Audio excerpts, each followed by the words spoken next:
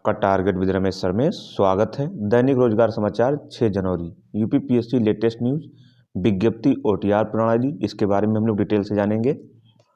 और UP TGT PGT 2022 की जो न्यूज़ है, जिस इस समय लेटेस्ट न्यूज जो है उसके बारे में हम लोग जानेंगे। असिस्टेंट प्रोफेसर भर्ती का परिणाम जारी हो गया है। निदेशालय स्थानांतरण का पूर्ण विरोध हो रहा है, कलमबंद विरोध हो रहा है। SSC CGL CHSL skill test के बारे में न्यूज है, उसको जानेंगे। और अन्य शैक्षिक महत्वपूर्ण खबरों को हम लोग डिटेल से जानेंगे। इन सभी महत्वपूर्ण खबरों को डिटेल से जानेंगे। उससे पहले अगर चैनल पर नए हो तो चैनल को सब्सक्राइब कर लें, बेल आइकन ऑल पे प्रेस कर लें और वीडियो को लाइक शेयर जरूर कर दें। सबसे पहले महत्वपूर्ण खबर है वो यूपी पीएससी को लेकर के। यूपी पीएससी में इसमें क्या चल रहा है, यूपी पीएससी की जो लेटेस्ट न्यूज है उसको हम लोग देख लेते हैं। सबसे पहले आज उत्तर प्रदेश लोक सेवा आयोग ने संक्षिप्त विज्ञप्ति जारी की है। वो है चिकित्सा विभाग को लेकर के। उत्तर प्रदेश में सहायक आचार्य माइक्रोबायोलॉजी में साक्षात्कार के माध्यम से ही है। इसमें 2 पद हैं। और दूसरी जो विज्ञप्ति है चिकित्सा विभाग में, ये सहायक आचार्य डेंटिस्ट्री के है। इसमें 13 जनवरी को इसकी इंटरव्यू है और इसमें 1 पद है। ये तो संक्षिप्त विज्ञप्ति रही।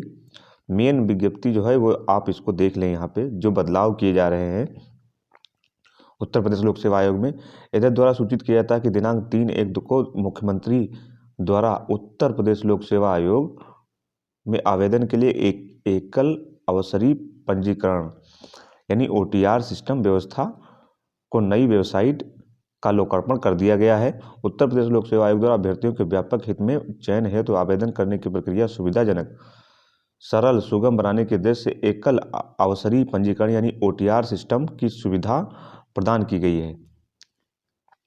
इस सुविधा के प्रारंभ से ही अभ्यर्थियों को बहुत सारे लाभ होंगे, जो मुख्यतः है। सबसे पहले अभ्यर्थियों को आयोग द्वारा भविष्य में विज्ञापित होने वाले विभिन्न परीक्षाओं के लिए अपनी शैक्षिक अर्हता, मूलभूत संरचनाओं से संबंधित अभिलेखों का विवरण बार बार भरने की जरूरत नहीं होगी, आवश्यकता नहीं होगी। नंबर 2 है नए आवेदन पत्र भरने में समय की बचत के साथ साथ अभ्यर्थियों के धन की भी बचत होगी एवं स्वयं समीक्षा कर उन्हें त्रुटि सुधार का अवसर रहेगा। नंबर 3 जल्दबाजी में गलत सूचना भरने के कारण अंतिम समय में तकनीकी परेशानियों से निजात मिलेगी। वर्तमान में एकल अवसरी पंजीकरण यानी ओटीआर सिस्टम आयोग की वेबसाइट ये आयोग की वेबसाइट uppsc.upnic.in पर यथास्थान क्लिक करके वांछित सूचनाएं भरकर पूर्ण की जा सकती है। अभ्यर्थी एकल अवसरी पंजीकरण प्रक्रिया पूर्ण कर लें, जिससे भविष्य में होने वाले विज्ञापन में आवेदन करने में उन्हें कोई असुविधा ना हो। उक्त संबंध में महत्वपूर्ण बिंदु निम्नवत है। ओटीआर किसी परीक्षा के लिए आवेदन नहीं है। ये बताया जा रहा है कि ओटीआर किसी परीक्षा के लिए आवेदन नहीं, यह केवल आवेदन की सूचना का संग्रह है, जिसके माध्यम से आवेदक को अपनी प्रोफाइल बनाए रखने की सुविधा होगी और अलग से डैशबोर्ड प्रदान किया जाएगा। आयोग की विभिन्न परीक्षाओं के लिए ऑनलाइन आवेदन करने के लिए ओटीआर अनिवार्य होगा, जिसके लिए कोई शुल्क नहीं लिया जाएगा। उम्मीदवारों द्वारा एक बार ओटीआर संख्या प्राप्त होने के बाद केवल आवश्यक अधिमान, योग्यता, अनुभव विवरण भरते हुए आयोग द्वारा जारी की किसी भी विज्ञापन के तहत निर्धारित परीक्षा शुल्क जमा करने के उपरांत आवेदन किया जा सकता है। उम्मीदवार को अपनी शैक्षिक अर्हता और मूलभूत सूचनाओं से संबंधित अभिलेख ओटीआर प्लेटफॉर्म पर पंजीकरण करते समय अत्यधिक सावधानी पूर्वक अपलोड करने होंगे, जिससे भविष्य में होने वाले जटिलताओं से बचा जा सके। अभिलेखों को अपलोड कर दिए जाने के उपरांत इस भविष्य को बार बार अपलोड किए जाने की आवश्यकता नहीं होगी। जो बार बार आवश्यकता नहीं होगी, शैक्षिक अर्हता अथवा अनुभव आदि के विवरणों में परिवर्तन होने पर अभ्यर्थी विवरण को अपडेट किया जा सकता है। वह उससे संबंधित नए अभिलेख अपलोड किए जा सकते हैं। उपरोक्त ओटीआर के आधार पर 31 मार्च 2023 तक वैकल्पिक रूप से अधिक अभ्यर्थी इसे रजिस्ट्रेशन करें, जिससे भविष्य में होने वाले विज्ञापनों के संदर्भ में प्रक्रियाओं को अनुपालन में सुगमता हो। इस संदर्भ में समीचीन होगा कि 1 अप्रैल 2023 के बाद जारी सभी प्रकार के विज्ञापनों में ओटीआर अनिवार्य होगा। अतः इस प्रक्रिया की उपादेयता के दृष्टिगत सभी अभ्यर्थी ओटीआर की प्रक्रिया को समयबद्ध रूप से सुनिश्चित करके पूर्ण कर लें।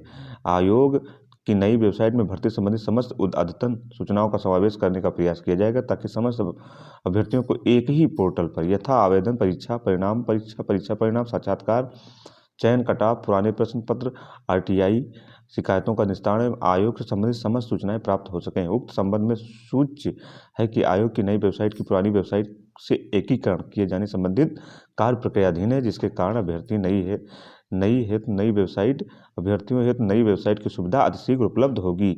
ये विज्ञप्ति में आलोक कुमार सचिव इन्होंने लोक सेवा आयोग ने विज्ञप्ति जारी कराई। ये काफ़ी महत्वपूर्ण है। फाइनली आप लोग जान लीजिए कि OTR सिस्टम जो लागू हो गया है उसको फटाफट पूरा डाटा अपलोड कर दीजिए।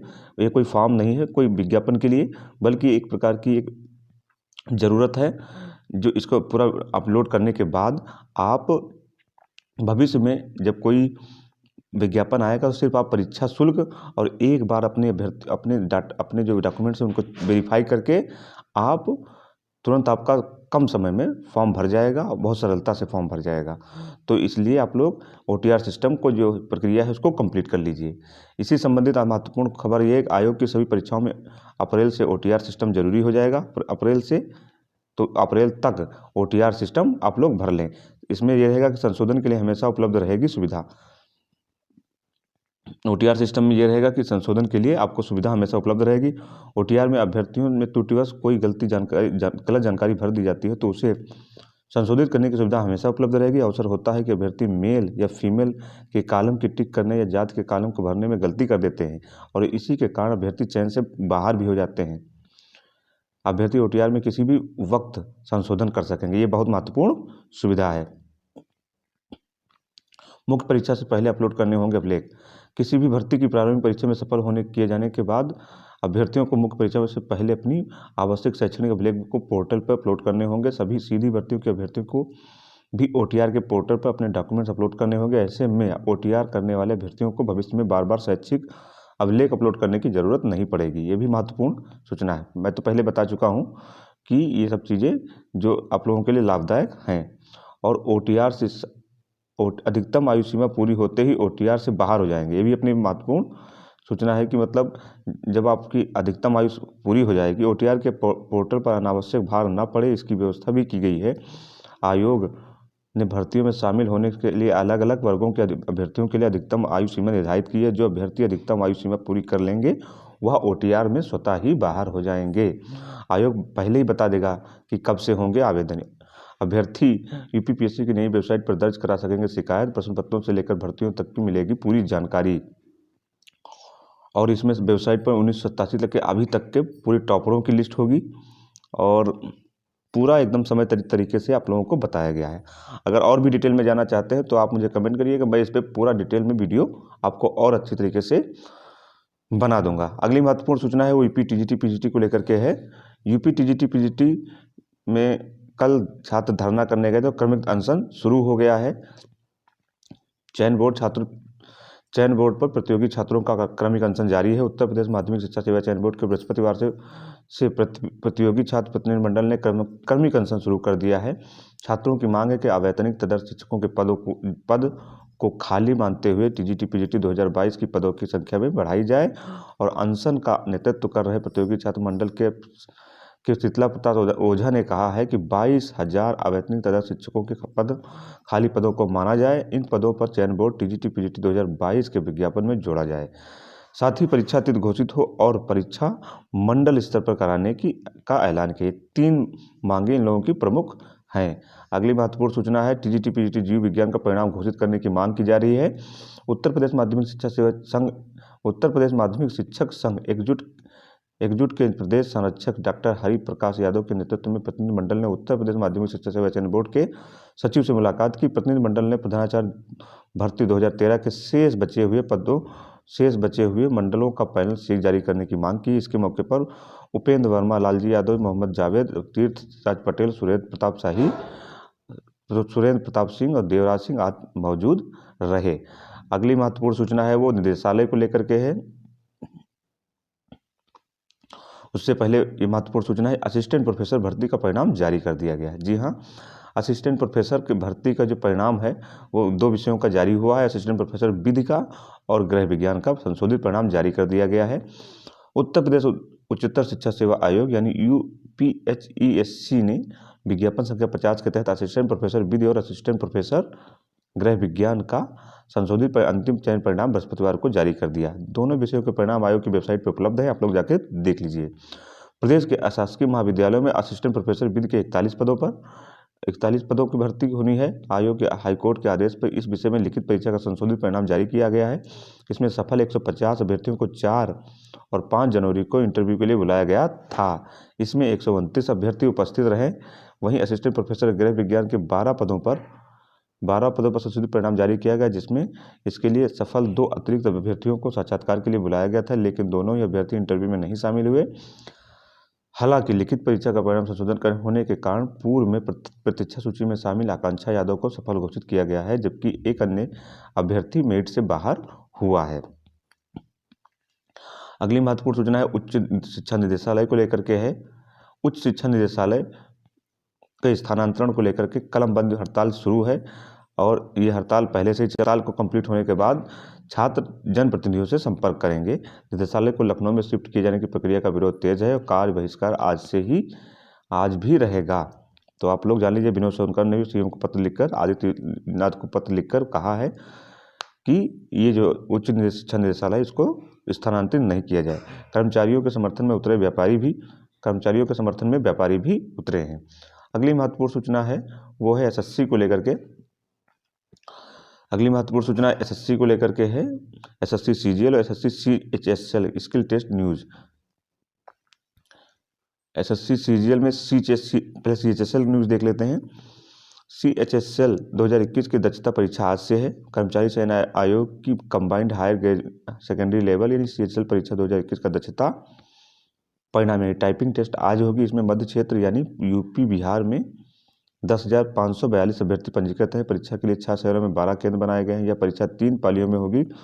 कर्मचारी चयन आयोग ने 16 दिसंबर से सीएचएसएल 2021 की परीक्षा टियर 2 परीक्षा का परिणाम जारी किया था। इसमें 48,908 विद्यार्थी सफल हुए थे।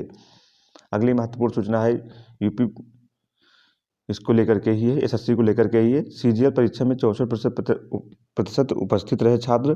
कर्मचारी चयन आयोग की कंबाइंड ग्रेजुएट लेवल सीजीएल 2021 की दक्षता परीक्षा बृहस्पतिवार को संपन्न हो गई।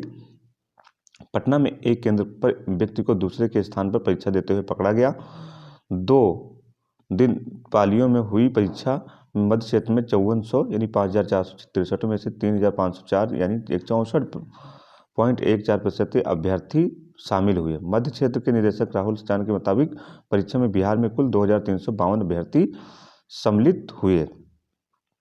अगली महत्वपूर्ण सूचना है वो है SCPGIMS में कई पद खाली हैं। 905 पद खाली हैं। इसमें नर्सिंग ऑफिसर के पदों पर आप आवेदन कर सकते हैं। न्यूनतम आयु सीमा है वो 18 से 40 वर्ष है। निर्धारित आयु सीमा में छूट दी जाएगी नियमानुसार और पात्रताएं उम्मीदवार के पास मान्यता प्राप्त विद्यालय में बीएससी नर्सिंग या post basic BSc nursing, general nursing, midwifery में डिप्लोमा या अन्य निर्धारित पात्रताएं व कार्यानुभव होना चाहिए। चयन प्रक्रिया शैक्षणिक योग्यता अनुभव के आधार पर अभ्यर्थियों के लिए कॉमन रिक्रूटमेंट टेस्ट यानी CRT का आयोजन किया जाएगा। CRT में प्रश्न बहुविकल्पी होंगे जिसके 100 अंक निर्धारित है। CRT में प्राप्त अंकों के आधार पर शॉर्ट लिस्ट किए गए अभ्यर्थियों को स्किल टेक्निकल परीक्षा साक्षात्कार के लिए बुलाया जाएगा। आवेदन की अंतिम तिथि आप लोग देख लीजिए 25 जनवरी है। ऑनलाइन मोड से आप आवेदन कर सकते हैं। आवेदन की जो है वो 1,180 रुपये है फीस और इसकी जो आधिकारिक वेबसाइट है वो आप जान लीजिए www.sgpgims.org.in है। ये ऑफिशियल वेबसाइट है, आप लोग इस पर विजिट कर सकते हैं। तो ये रही आप लोगों की महत्वपूर्ण सूचनाएं जो विभिन्न रोजगार समाचार पत्रों पर छाई हुई हैं और विद्यार्थियों के लिए बहुत ही महत्वपूर्ण है। चैनल पर नए हैं तो एक बार फिर से मैं आग्रह करूंगा चैनल को जरूर सब्सक्राइब कर लें, बेल आइकन ऑल पे प्रेस कर लें और वीडियो को लाइक शेयर जरूर कर दें। पूरा वीडियो देखने के लिए धन्यवाद।